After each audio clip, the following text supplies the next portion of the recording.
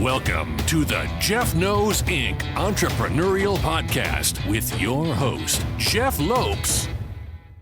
Jeff has over 2 decades experience as a serial entrepreneur, building brands like Kimura from his home basement to a multi-million-dollar global brand that has sold over 250,000 pairs of boxing gloves.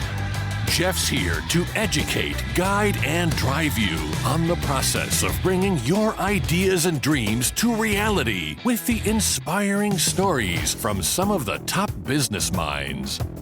Welcome to episode 115 of the Jeff Knows Inc. podcast. I'm your host, Jeff Lopes. Super excited to have on today Kyle Depiesse. Great conversation. Kyle is the founder of Reaching Beyond Experience for Men podcast host. Sit back, everyone, and enjoy. We're live on the Jeff Knows Inc. podcast. I'm your host, Jeff Lopes. We have here a friend of ours right across. He's got the beard going, but he also has the, what'd you say was in your milk this morning? It's coconut milk. There you go. Kyle Depiesse. Did I get that right? Did I break that up right? You said it so slow that you might have messed it up. Depiesse. But hey, that was a lot closer than the first time you tried it. So I'm taking progress here. We're in the right direction. How I start our podcast is before I even do a little intro, I always let the guests kind of give more of an understanding of where they are in their life and what they're currently up to. You're a podcast host. You do, I would say, is it dad or just men adventures? It would be more just men in general. Just men in general adventures. There's a lot of layers to you. I'm excited about this conversation. We're going to have fun today. So let's give the audience what you're currently doing, what you're up to. Then we're just let the story flow from there. Sure. So Kyle, what is up in your life right now, buddy? Well, speaking of up, we live in the up north area of Minnesota, the Northwoods. That's the beard. That's the flannel in the background. If you're watching the video, it just happens to be there. But this right here is a surfing picture from like the 70s in California. So I'm all over the board with my style. But my wife and I, we've been married since 2013. So just over 8 years. We have one son. He's 4. His name is Cal. And we moved up to the Northwoods of Minnesota from the Minneapolis area in October of 2020. We were just craving a different season in life. And I believe in seasons. I believe in rhythm, not balance. And we found a beautiful place on a lake and we took the opportunity. Everyone's working from home and we're going to continue to do that. So we said, if we don't love where we live, why do we live there? And so that one question really changed our life. And we're sitting in the middle of this season. Pretty excited for it as the weather starts to get warmer. We've got the boat coming. I've got an e-foil on order. And so I'm just really excited to enjoy the summer up here. But it wasn't always that way. I'm a corporate executive. Burnouts. I burned out of corporate America, trying to climb the corporate ladder, which I'm sure we'll get into. And then from there, I just started to design a life around fulfillment and what really lit me up and how I'm uniquely gifted, my talents, my story, and where I can provide value to people. And I really started to use that as my navigating compass. And so that's brought us to where we are today. So I do a few different things, all revolved around one word, that's fulfillment. So depending on where people are at on their journey, I can help them. So when I was burned out of corporate America, I was in a ton of debt as well. So I couldn't just leave my job because I was enslaved and in chains to that paycheck. So we had to unravel that process, and we paid off about $380,000 in debt in 38 months. And then I started designing a business or a few businesses around that. So I help people do the same thing. I help people get out of debt. I fix and help their money mindsets from scarce to abundant, not the other way around.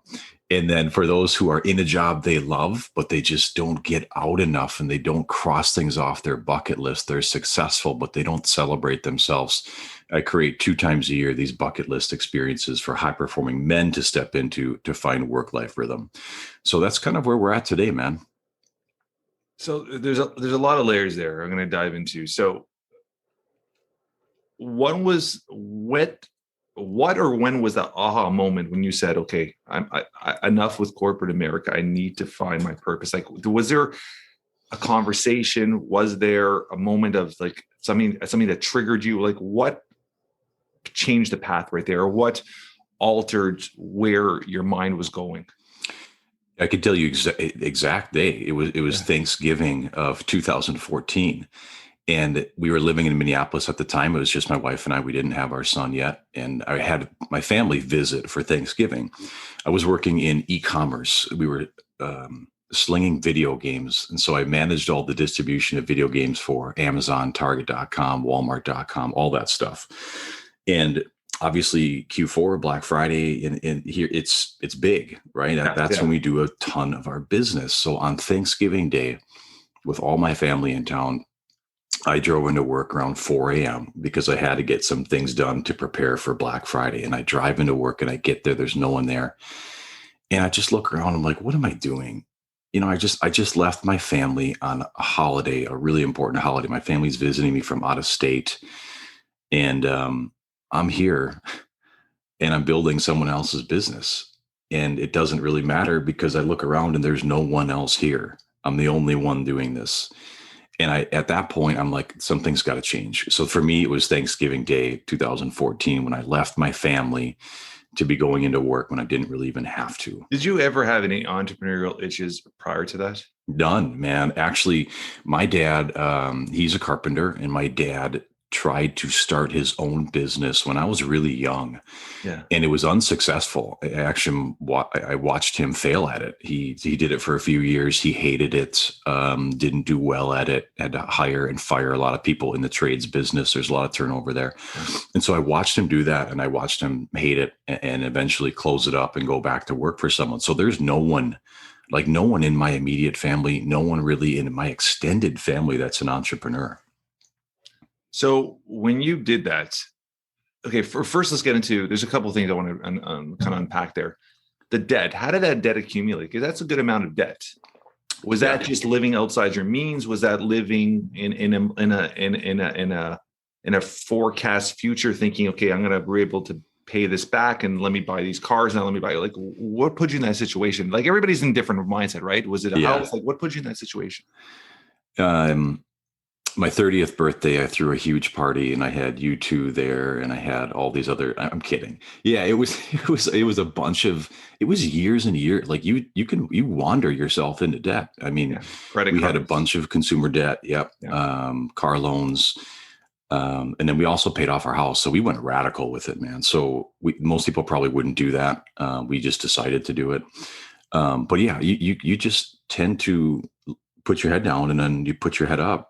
After a certain period of time, you're like, whoa, where did all this debt come from? You don't pay attention because you always ask yourself, well, yeah, I can fit the payment into my budget. I can fit this payment in. Before you know it, like your payments, they ballooned and you are at or you are exceeding your means. Yeah. So when you decided to, because there's so many things here we're going to talk about. So the podcast, when did you start the podcast first off? March 16th of 2020, the day that the US went into lockdown. I'll never forget the day. Okay. I literally started mine's probably about a week later. Okay. We're on the same mindset with that, right? It was just, it was when, like you said, there's so much chaos, but you have to see opportunity in that chaos. Mm-hmm. What was your mindset when you started the podcast? And when I started my podcast, I started it for two reasons. It was branding and networking. What was your mindset when you started the podcast? Well, mine was really one. And I wanted to provide value to people and content to people who were just like me, who were stuck in a job that they did not love, but they were probably stuck financially. And they were also stuck because of their mindset. And so I wanted to bring people onto the podcast, talk about how they redesigned a life, gone away from something that brought them no fulfillment into something that is ultimately incredibly fulfilling to them. So I wanted to bring inspiring stories. And then I wanted to provide content from my own story as well to help, because I was uniquely positioned to do this because I did it myself. So that was it. But then the byproduct was just meeting, amazing people. Like I got to meet you, just got to meet so many incredible people that I otherwise would not have. Yeah. It's been an incredible journey because just like you said, I think 2020 has made the globe so much smaller. Yep. And it has forced people to network. Yes. In ways they might have not in the past. because a lot of people are comfortable in their own zone, in their own workplace. So, and being able to now navigate, because you had just more time, you're digitally more sound. So you're put in a situation where networking became part of your, like, I try to network with 12 to 15 new people every week. Like, and that's a steady like goal for mine every week, 12 to 15 new contacts. And it just, you never know who you're going to meet or who they're contacted with. And it just starts spiraling and spiraling. Right. So I love that part of it. So when you put your mind to do your first event, when was your first event held with the men, and how did it all come into fruition? Like, how did you have that mindset of, like, I'm going to do this? Because it's when you're doing an event, and for people listening, it's like, we've done events here for other avenues and other businesses, and it's a lot of work. Even a small event, it's a lot of navigation, a lot of legwork before the whole thing comes together. And then you cross your fingers. It's like a wedding. And when things go wrong that day, you just put a smile and act like everything's fine and just let it happen, right? It's just the way it goes. So when was that mindset like, okay, this is what I'm going to do. This is my mindset with this event. And how did you outsource, or where did you go to find your first group of men? Was it through your network? Was it people you've dealt with already? Like, I think there's a lot of layers that we could talk about there. So I love this conversation. So my first event was October of 2019. So it's not that long ago. But people need to know that in 2017, when I had quit corporate America in 15, I became a high school business teacher because I knew I loved to uncover the process of learning. So I taught for 2 years. When we had our son, I was promoted to be a stay-at-home dad, and I was a stay-at-home dad full time, no work, no nothing. We put my career on pause for 2 years, and my wife crushed her job, and that's the way it worked out for us. And I had this idea because being in the corporate world as an executive, you get put into a lot of leadership conferences and leadership seminars. Yeah. Dude, and they're all the same. And I've been to the personal growth ones. You sit in a big hotel conference room with 4 walls, there's no windows, and you're in there for 8 to 10 hours with people you don't know, sitting at a round table, listening to a speaker who you probably could have YouTubed their keynote. And I'm like, this is so uninspiring to me. What was inspiring was after the event, grabbing a glass of wine or whatever it was, and talking with someone else who's at the conference, who let their guard down, like, hey man, this is what's going on in my life. Here's where things are at. And then you just have an amazing conversation with someone. And so I was like, well, how do I recreate that? How do I invert this whole thing? So I was given the gift of staying home with my son. That was a gift in itself. But the gift also gave me 2 years to think about, like, what do I want to do next? And I had clarity on, I want to take this whole process and do something different.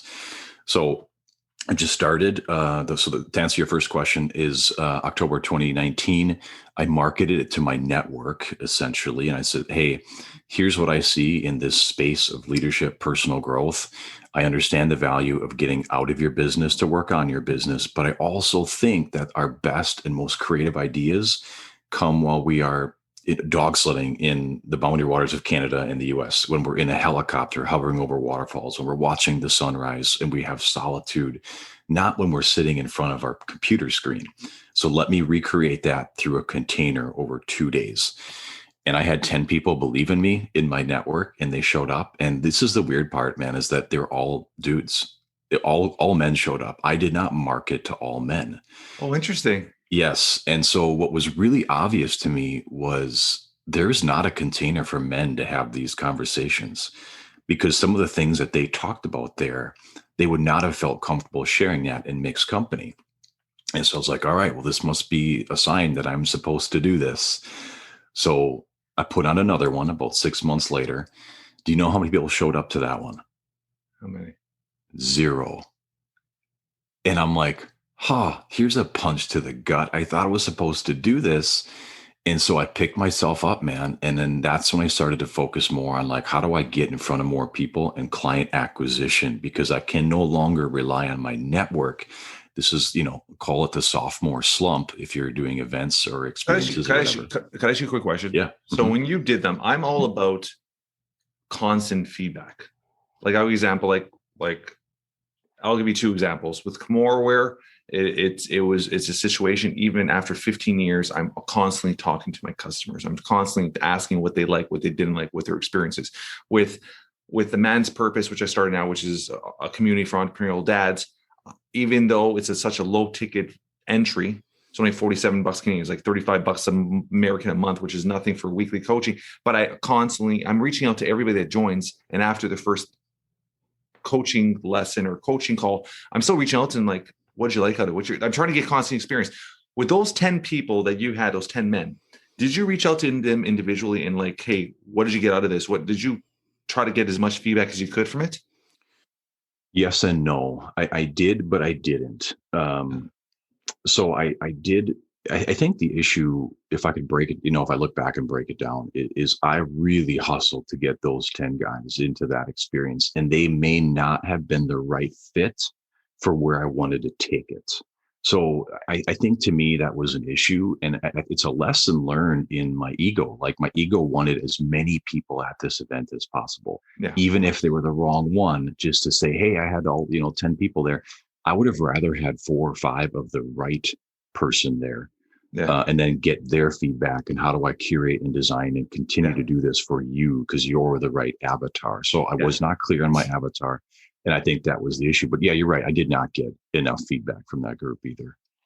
Okay. So continue it. So next event, 0. Next event, 0. So you're leading up to the event. Obviously, weeks before, you knew no one signed up for it. Yeah. So where, like I said, it is a punch to the gut because, everybody goes through this. Well, you went through, every entrepreneur goes through it with some scales. And you look at a business, you have a certain amount of wins, a certain amount of losses. You're just hoping to win stack more than losses. That's just business in general. No one does everything perfectly and no one ever succeeds. That's what you learn from it. So when that did happen, how did you reassess everything? Let's talk into that. You're about to start that. How did you reassess where your mind was without all that? Yeah. So I took, the problem was I took the first one, and then I try to take it from where it was to where I think it should be. And where did you think it should be?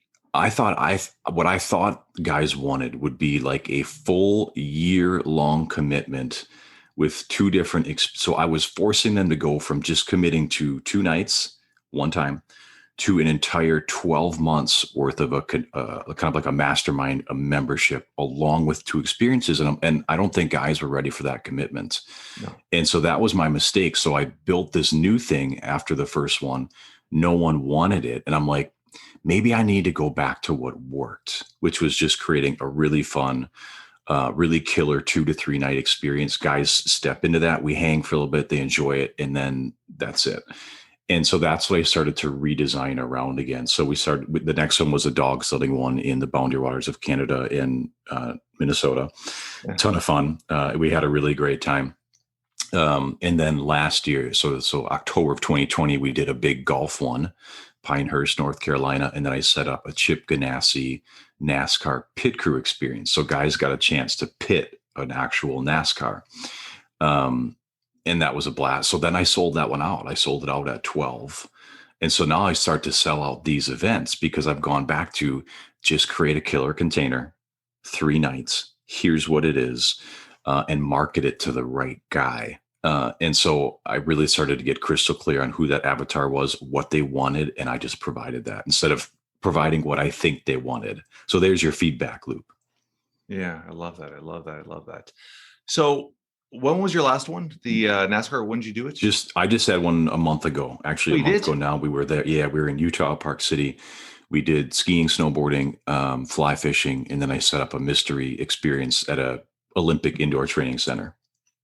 Oh, very, very cool. And you had the 12 again? Yeah, 12 again. Yeah. Are you getting repeat customers or is it different guys? Yep. So I am. And I'd say after the October one, a third of them re-enrolled. After this one in March, half of them re-enrolled.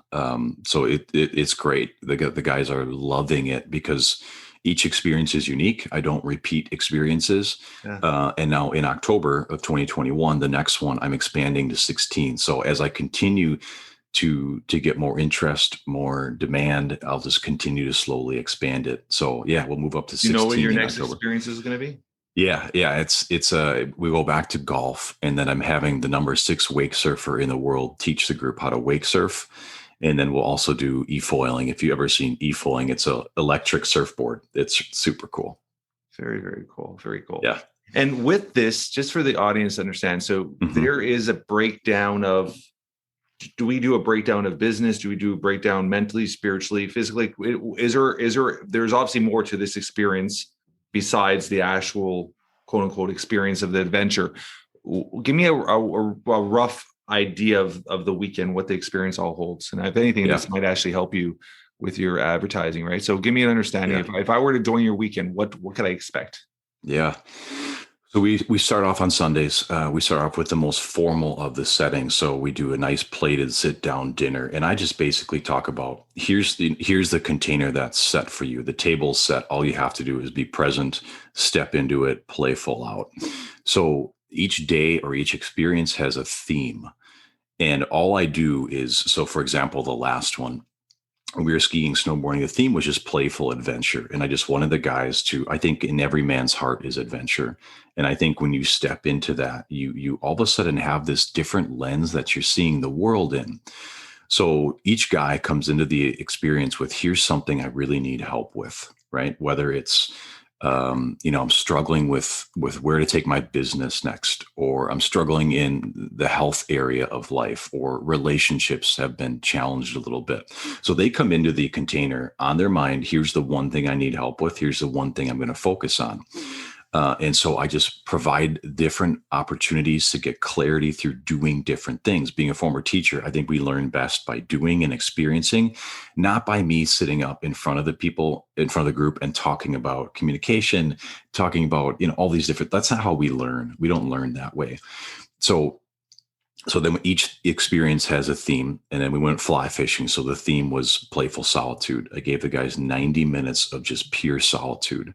And then we come together after these experiences and then talk about them informally and casually, whether it's a group or I put you into partners. And then from there, that was the mystery surprise experience. So we went to this indoor action sports hub. They had no idea what we were doing. And as we pulled up to the building, I said, your new theme now is play like a child. You and I, we have kids, they're little, and we just know that when you're around kids, something different happens, right? You don't care what other people think about you anymore. No. You don't care about all you do is just, you care about being present. And here's the most unique thing, Jeff, is I had a guy who's a former pro football player. He just left his football career and he's struggling with what to do next. He doesn't know. Identity, yeah. Yeah. And what was really fascinating is he was running on this springboard type of a thing and then flipping into a foam pit. And he was trying to reach the end of the foam pit. And he realized, he's like, man, I keep stuttering as I come close to the jump.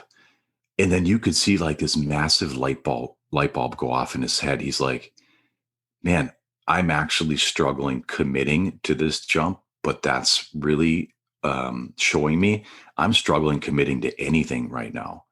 And I was like, how do you recreate that aha for someone in a classroom? Like you can't. He only realized it as he was running down this path to jump into a foam pit. So I think we learn and we experience something best by actually doing it. So I recreate that. I give them a container. I give them themes. And then they just come into it. Like, what's the one thing they want to move forward in life? And that's what they focus on. So that's pretty much it. It sounds like it's really unintentional and it sounds like it's just thrown together, but every aspect of it is completely intentional, thought through and curated. I love it. I love it. I love it. I love it. So you said your next one's in October. Yeah. It's in October. Where is it going to be held? Arizona. So your process when you're doing this, you're planning this like 4, 5, 6 months in advance. Mm-hmm. Yeah. It's even further. Yeah. Even further, because at this next event in October, I have got to have finalized 80% the next one.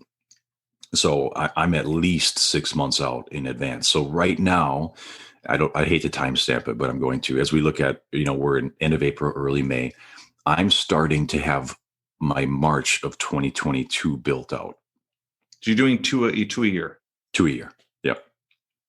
Which is good. I mean, I like the fact that you're growing them. You're not adding more to your plate. Yeah. Because it'll be overwhelming when you start adding 3, 4 events with reality or other businesses and everything else you're trying to do, right? Yep. Because a lot of people don't realize when you're throwing an event like that, like you said, it's just so many logistics put into place that could go wrong, and hotels and flights and everything. And you have, is it more local, or do you have a lot of guys flying in? Like where are they all coming from? Yeah, they're all over the US. That's kind of been what's been thrown at us. I've had a lot of guys from north in Canada be like, hey man, I want to go. I can't right now. So it's mostly guys in the US, all the guys in the US, I should say, but I know that eventually it'll expand. But yeah, they're coming in from the East Coast, the West Coast, North, South, everywhere, which is really unique, because then these guys get to meet other guys around their same, journey in terms of entrepreneurship, their same journey in terms, most of them are married, and then probably at least half of them have kids. So that they get to meet and mastermind, so to speak, with those guys about that stuff in just a really fun way. Yeah, I love it. That's really, really cool. So there's so many other layers of you. Last time we talked, have you started writing your book yet? No No pressure, huh? Does it am I holding you accountable, Kyle? Did I just start sweating? I haven't yet. So I'm working on a digital course for the money mindset component, debt elimination, and that's kind of been pushed back a little bit. I've had conversations about starting it in terms of like finding an editor, finding, all these things. So I've been moving that forward in the background so that when the time is ready and I've got time freed up on my plate, I'm ready to just hit the ground running. So I haven't started writing it yet. What does it mean for you to be a dad? Oh, yeah, that's awesome. It's a chance to leave a major influence on my son. So I've got one kid. It looks like we're probably only going to be given one kid. But it's all about influence to me, and it's about impact, and it's about creating a legacy. And so that's what I would say: impact, influence, and legacy. How long have you been married now for? How many years? 8 years. Explain your wife's role in your life. Obviously, you said she has her own career, which I appreciate because that's my wife. Mm-hmm. Is she more the supportive side? Is she more involved in your business? Give me an understanding of that. She's not at all involved in the business, and so she's a W-2 employee. So she works for someone, staffing and recruiting. And she's very driven, man. She's very professionally driven. She's the second child of 7, and all of her sisters stay home with their kids. So she's a little bit of an odd duck in the sense that she's wanted to continue her career. But man, she's a hard worker. She's got a great work ethic, and she just loves to work. So we've got such a unique spot in our life where she works 100% from home. It's very flexible, and I'm home as well. So we spend so much time with our son, and we're trying to give him so many great opportunities through traveling, and just being involved in his life as much as we possibly can. I had this conversation yesterday with, I was a guest on a podcast yesterday, and we had this conversation of 2020 with a lot of people, their home becoming their office space. And it has led to marriages going into one of two directions: divorce or having a baby, and really reconnecting and really appreciating each other at a different level. And obviously you guys seem to be at a great spot. What is your mindset with that and with couples? Because I always ask people, like, where's your mindset with couples that are now forced in a situation where they're together and And I think a lot of the issues is they don't know how to ask the questions, and they've never prepared themselves to ask the questions. And now they're stuck in a situation where they don't know how to talk to each other because life became so numb over years of just routine, work, home, eat dinner, go to bed. Where's your advice for couples right now that are really struggling and really trying to reconnect? Putting you on the spot here, Kyle. No, I'm going to give you I considered, do I want to give you my honest opinion or not? Yeah, you do. Of course I do. I would say that given this whole situation, working from home, lockdown, all those things, it's exposing existing flaws that were being hidden. And we can hide because we drive to work at 7:30 in the morning. We don't get home till 5:36, and therefore we just don't have to deal with anything, right? We can just go hide, and we can work. When things get bad, we just work more. We can continue to hide, and I think it's exposed existing flaws. So you have to understand. You have to understand, like, all right, the situation has changed. Circumstances have changed. How do I need to change? Like, the first thing you should do is point in the mirror and say, how do I change? How do I, as take myself, for example, how do I, as a husband and a father, change? What does my wife need? What does my son need now that things are different? You can't expect to act the same way when things are different. And so to me, it's very simple, but it revolves around asking yourself, what do I need to do differently? How do I show up differently and better? Because it may not ever go back to the way it used to be. But use it as an opportunity for things to get better. And I think too often we look at, and this is probably just a marriage thing, but we just look at our spouse and say, you don't understand me. This is what I need. I think if you just start with yourself and you say, how do I show up better? I think you'll notice a lot of positive changes. So that's probably my just simple advice, is ask yourself the question, how do I be better now? Yeah. And I think it's just, I mean, one thing I was talking about yesterday is, we talk about this all the time too, is when you're dating, you're constantly trying to impress that person. You're constantly going up and above to keep their attention. And once you get married, that slows down. Once you have kids, that slows down. And I think we just have to get back to understanding that person may not be there forever. So what are you going to do in your mind to keep that person happy, keep that person interested in the relationship? And I think that's the biggest issue, is we just, like I said, we get numb to the reality of life, and it's just another day.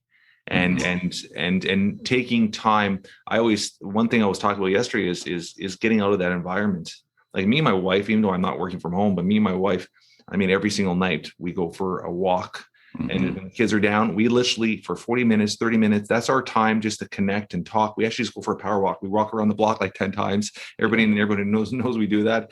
I actually bought a weighted vest the other day because now I'm trying to make it into a workout. So we just walk and talk. And it allows us to connect on a different level, where we could ask each other questions and just understand what we're both going through in different times, right? So I think it's important just to communicate and just be able to talk. And I love what you said, to ask yourself what you could do. So I think that's a very important part of it.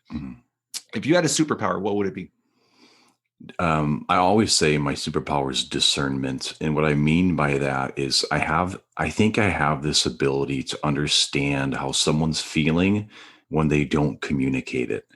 And so if I'm in a room, or if we're in a social gathering, and I just I'm very observant, right? I'm very much the type B. I am introverted. I'm an observer. I'll be the last one to kind of speak my thoughts, because I need to think it through. But I'll kind of look around and I'll see, like, oh, it kind of looks like Jeff is feeling a little bit uncomfortable. I'm just going to walk up and introduce myself, say hi, talk about, whatever it might be. But I think I've got this ability to understand how someone's feeling and their energy without them communicating it. I love that. It was funny because I'm the talker, but I'm also the observer, because I always focus on, and I did this as a kid. And I remember it was a very popular, I think his name's David Nagano. He's a very popular poker player. And I remember him saying, as a kid, how he learned how to read people is his mom was a heavy shopper. So he was always in the mall, and he would sit on a bench waiting for his mom, and he would just watch people all day. Yeah. And he goes, that taught him how to see how people's expressions, what they're feeling. And he would, in his mind, play these roles of what they're going through in their life. And as a kid, I remember always just watching people and just seeing their expression. If they're happy, if they're not, when the couple's walking the mall, are they really in love? Like, I used to always play these roles in my head. And so I love that aspect, because it's such a powerful tool to be able to read a room, because it's something you could utilize for work, and there's so many purposes of it. So I appreciate that. If something were to happen to you today, in a few words, how would you want to be remembered by your loved ones? Someone who cared about others and for others. That's the first thing that comes to mind. Is that's a really good question. I haven't thought about that, but it's. Have you ever a lot of people do these on part of their programs, and it's something maybe you could even add to your program if you don't already, is getting the guys to write a living eulogy.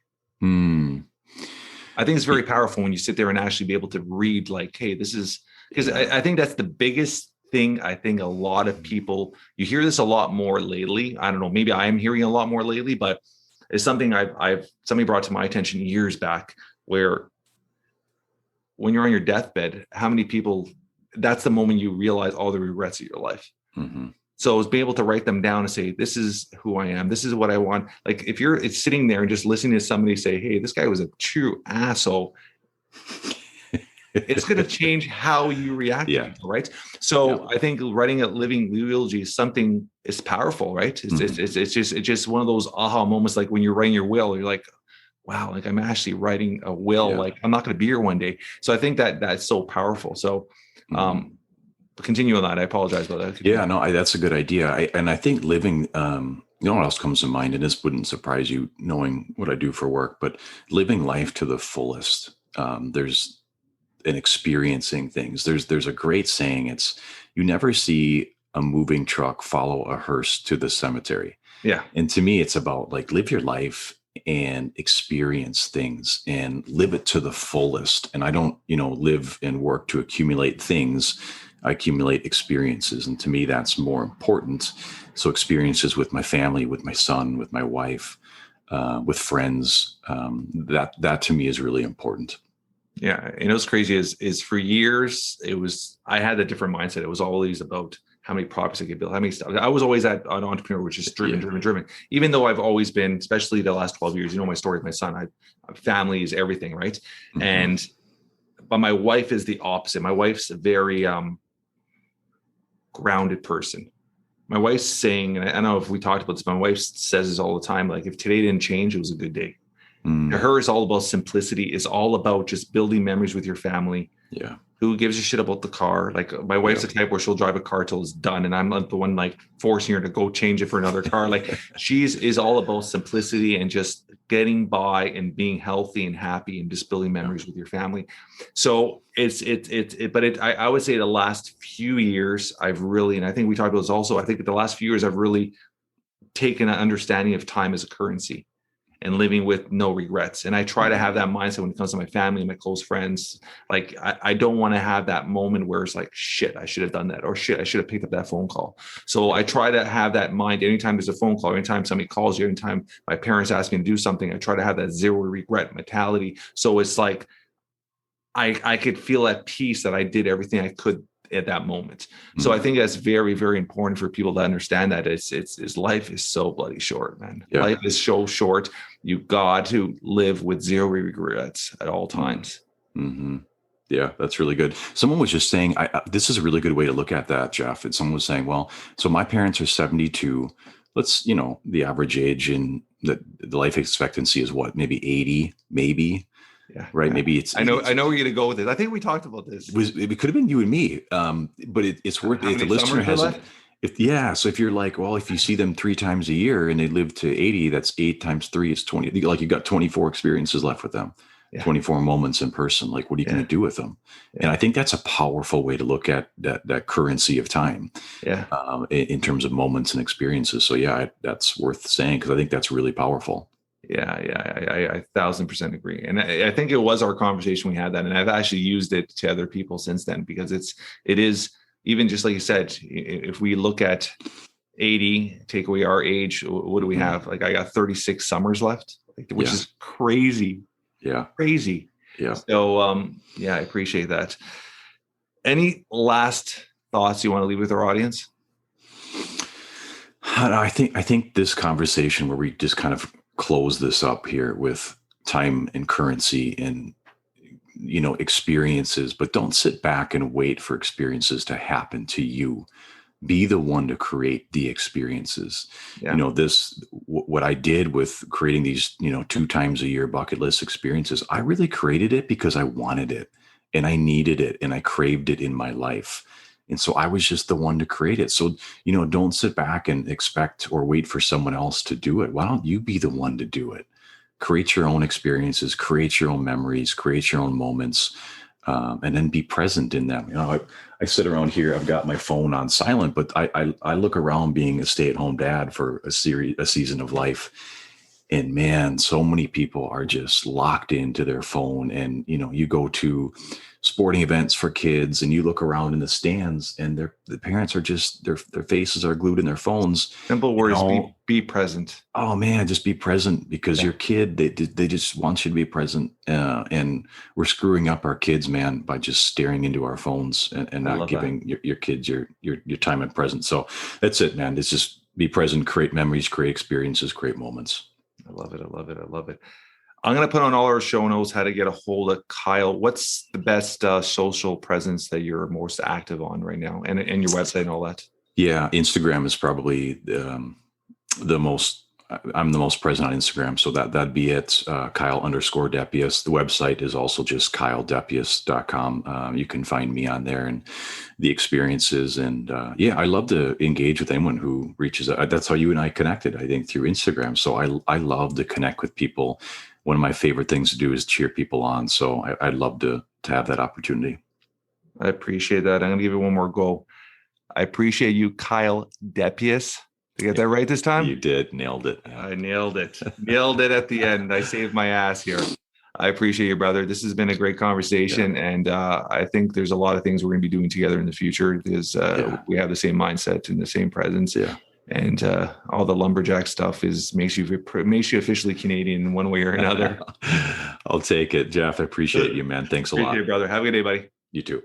That's a wrap for today. I want to thank our guest, Kyle, for taking time out of his busy schedule to be a guest on the Jeff Knows Inc. podcast. Great conversation. If you guys enjoyed this podcast as much as I did, please spread the word. Tell your friends, tell your family, leave a review. 5 stars will be absolutely amazing. We love spending time listening to the reviews and reading them. Until next week, guys, keep moving forward.